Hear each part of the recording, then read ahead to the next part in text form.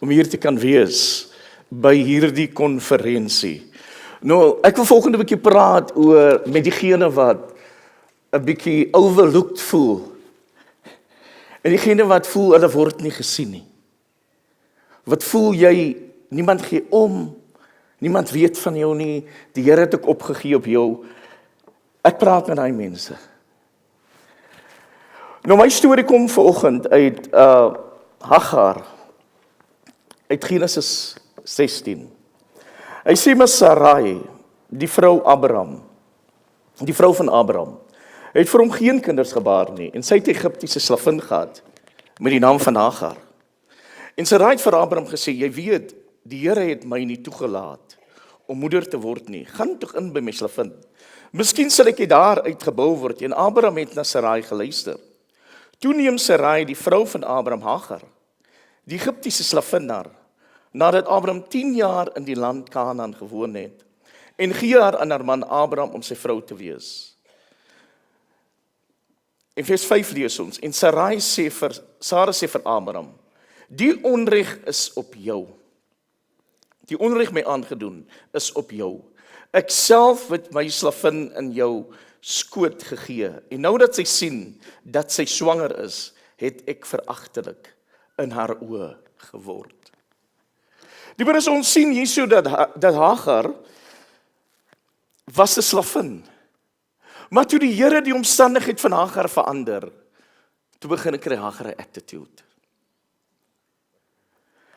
En jy weet, toe die Here my hierdie woord gee, en ek kyk, ek steek my hand in my boesem, en ek dink, Here, hoe lyk my gesindheid, as U miskien vir my nou ietsie gee waarvoor ek lank gebid het?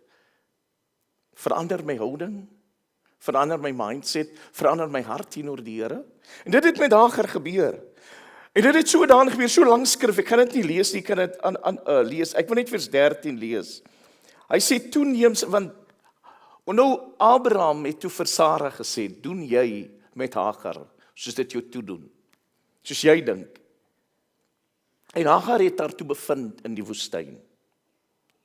Hagar bevind daar alleen, op 'n droë plek, in die warme, dorre woestyn. Sy's weggejaag, en sy voel seer gemaak. Maar wat Hagar vergeet, is Hagar, ons sien dat, as ons nou hierdie hoofstuk in Genesis 16 bestudeer en rustig lees, dan sal ons sien, dis amper Hagar gooi verwyte, en Hagar is so kwaad en ongelukkig. Maar Hagar vergeet, dat sy het dit aan haarself gedoen. Self-inflicted pain. En weet jy wat is dit wat gebeur? Dis wat baie keer gebeur, dat ons maak onsself in die gees seer. Ons is onverantwoordelik in die gees, en dan bevind ons in 'n dorre woestyn. Maar wat is maklik, is ons maar net maklik om na buite te kyk, laat ek daarom 'n bietjie net vir my there. Nou, jy weet, ek wil 'n storie vertel, 'n similar storie van Hagar, en dit is 'n vriendin van ons met die naam van Charlotte. Jy weet, Charlotte se man is 'n geestelike leier, en Charlotte sê vir ons so interessant, sy sê, haar man is by die werk, en sy was goed, en jy weet, en al die stemme sê vir haar 'n klomp goed. En die stemme sê vir haar, jou gesin gee nie vir jou om nie, jy moet hard werk, kyk hoe moet jy sukkel, kyk wat doen hulle vir jou, en alles. En sy sê so die wasgoed was, so loop die trane. En sy bejammer haarself, maar nou moet jy luister, niemand het niks vir Charlotte gedoen nie. Haar man is by die werk. En die man kom van die werk af, en hy kom staan so agter Charlotte, en toe huil sy eers harder. Want nou voel sy, daarom is iemand wat my nou raak sien, en sy sê vir hom, jy moet daarom jou Here dankie sê. Want sy het vir haarself gesê, as hierdie man vandag uit die werk uitkom, dan sal ek hom daarom nou sy saak vertel. En jy weet dat, uit Charlotte se verhaal het ons ook geleer, dat dit is presies Hagar. Die vyand het vir Hagar, toe sy die woestyn is, so baie dinge gesê, en sy het na al hierdie stemme geluister. Na watter stem luister ek en u? En jy weet, al die negativiteit, al die afbreek, al die jy kan nie, jy is so, jy so. Ons glo later die leuen van die vyand.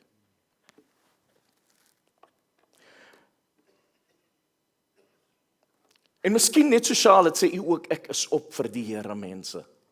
Miskien is hy selfs op vir my, en sê, maak net klaar, en op sit. Miskien is dit waar hy is. Want jy weet, 'n mens kan jouself op so 'n plek bevind, wat jy dink, Here, is nou net alleen, en jy lek jou wonde. En dis vir Hagar was. Ons het gisteraand gehoor, in Hebreërs, die oë gefestig op Jesus. Maar al die stemme van die vyand kom, en hy breek vir jou verder af. Maar weet wat wonderlik is van die verhaal van Hagar, is nog steeds ontmoet ons Maker vir Hagar in die moeilikste tyd. Was sy op, jy weet, letterlik op die straat is. Attitude en alles. Die Here het vir ons lief, net soos ons is. Gisterand sê die Here, bring julle gemors, bring al jou goed, net soos jy is. My God, what love is this? Jy weet, Hagar was nie 'n vrou in 'n gemaksposisie nie. Sy was 'n slavin. Sy was iemand sonder stem. Sy het nêrens behoort nie. En miskien het hy na hierdie konferensie ook gekom. Miskien het hy hierdie jaar baie verloor. En jy voel, Here, ek is van alles en almal is ek gestroop. En niemand sien my raak nie. Maar jy weet, die Here kom en hy vra vir Hagar 'n vraag. Hy vra vir haar, waarvandaan kom jy en waarheen is jy op pad? Maar ons sien dat Hagar, sy is so moedverlore, sy dink, Here, waarheen nou? En miskien sit u met dieselfde vraag in hierdie konferensie, Here, waarheen nou? Miskien gee hierdie konferensie 'n laaste kans. En Hagar she was rejected. En ook Sarah wou nie vir Hagar hê nie. Abraham het ook opgegee op Hagar. En almal het opgegee op Hagar, maar ons sien, dit terwyl ander haar nie raak gesien het nie, sien ons, dat God roep vir haar, hy roep vir haar hierso, hy sê vir haar, Hagar, slavin van Sarai, waar kom jy vandaan? En op daardie oomblik besef Hagar, maar hier is 'n stem wat my ken. Ek word geken van iemand. En die roep van na haar, die roep na haar stem, het so 'n groot impak op Hagar, dat sy hom 'n naam gee, en sy sê vir hom, die God wie my sien. El Roi, die God wie my sien. En vanmôre wil ek 'n bietjie praat oor El Roi, want El Roi is hier, en El Roi weet van u. El Roi sien u, in die benoudheid, in die omstandigheid, in u bloei, in wat se gemors u ook al is, El Roi sien u raak. Ons sien hierso, begin kry Hagar se storie 'n twist. Hier's iets groter aan die gebeur. Iemand groter as al die ander wie opgegee het op haar, begin sien haar raak. Sy besef vir te lank, het sy die stemme van negatiewe, afbrekende inspraak, het sy entertain. En die woord is dit nie wat ons meer as 'n dag doen nie. Meer as 'n dag, dan entertain ons die negatiewe stemme. Meer as 'n dag, dan entertain ons die afbrekende stemme. So erg, dat ons die stem van die Here nie kan hoor nie. Maar hierdie konferensie moet ons eintlik sê, Here, maak my ore oop, dat ek kan hoor. Here, maak my oë oop, dat ek kan sien, dat dit U is wat my raak sien. Jy weet, op daardie oomblik kry Hagar die moed, of waar haar die stemme, dit kan sê, 'n toegang vir my. In Engels sê hulle access denied.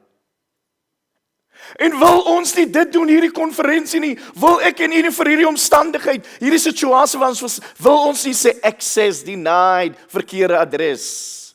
Want Elroy sien my. Elroy sien my. Ek het na Elroy toe gekom, man. Ek het nie na 'n mens toe gekom nie, want die Bybel sê die oë gefestig op Jesus.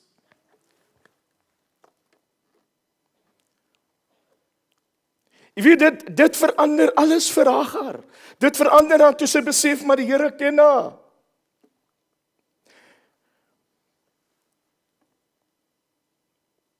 Elroy se oog is op jou. Al voel jou hart leeg. Jou woestyn is nie God se afwesigheid nie. Die woestyn is dikwels sy ontmoetingsplek. Baie keer dan moet die Here ons 'n bietjie in die droogte vat. Dat ons kan sien en dat ons kan hoor. Want dis wanneer ons in die woestyn is, dat ons sintuie baie meer alert raak. En in die stilte kan ons beter hoor. En in die stilte kan ons beter sien. Vir die eerste keer is Hagar nie overlooked nie. En as jy vanoggend hier sit en jy dink, ja, ek is nou maar al 20 jaar wat ek drentel maar net aan, julle worry tog maar, hoe kan nie? Elroy worry. Vir die 20 jaar het Elroy geworry. En moenie die houding inneem van Charlotte, wat sê julle Here mense nie, want ek het van gevra, maar het jy dan nie ook die Here nodig nie? Ons het nou gehoor, soos Magda het gevra, wie van ons ken die Here, wie van ons is kinders van die Here? En almal, dit het gelyk almal. So almal van ons is die Here mense. Ons behoort aan die Here. Jy weet wanneer ons in die woestyn is, dan besoek die Here ons. Jy weet, Hagar se storie is so gekompliseerd. Dit is een van verwerping.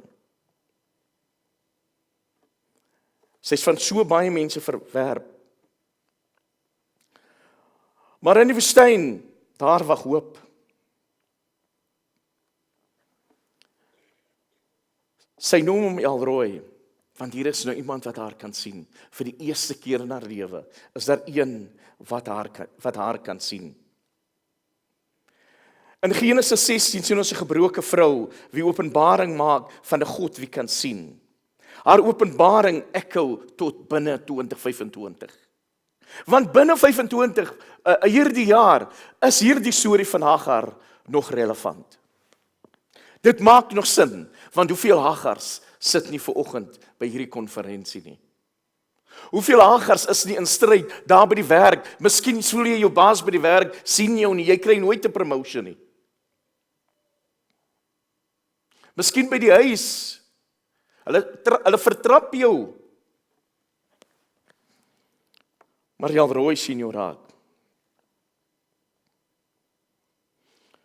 Die naam Elroy kom van 'n overlooker, 'n runaway, 'n rejected. Kan daar uit Nasaret uit iets goeds kom? Kom kyk, die seun van God het uit Nasaret uitgekom. Jou storie kan die Here hierdie konferensie verander. Want sy oog is op jou. Jy weet, God maak bemoeienis met gebrokenis. Hy maak bemoeienis met verwerptes. Hagar se storie klink 'n bietjie off-script. Dit klink, maar dit maak iewers nie sin nie. Maar dit is juis in stories wat die sin maak nie. Stories wat 'n bietjie off-script gaan. Wat Jesus hierdie konferensie kom en hy sê dis vir jou wat ek hier is. My oog is op jou situasie. Die Heilige se oog is op die gekneustes. Ons het gisterand gehoor die Here sê, man, net in my eie woorde, ek paraphrase nou, net soos jy is. Kom met jou gebrokenheid, kom met jou alleenheid, daar waar jy voel, Here, ek is van mens en God is ek verlate. Nee, Elroy is saam met jou daar op die plaas. Gee vir Elroy 'n kans hierdie konferensie.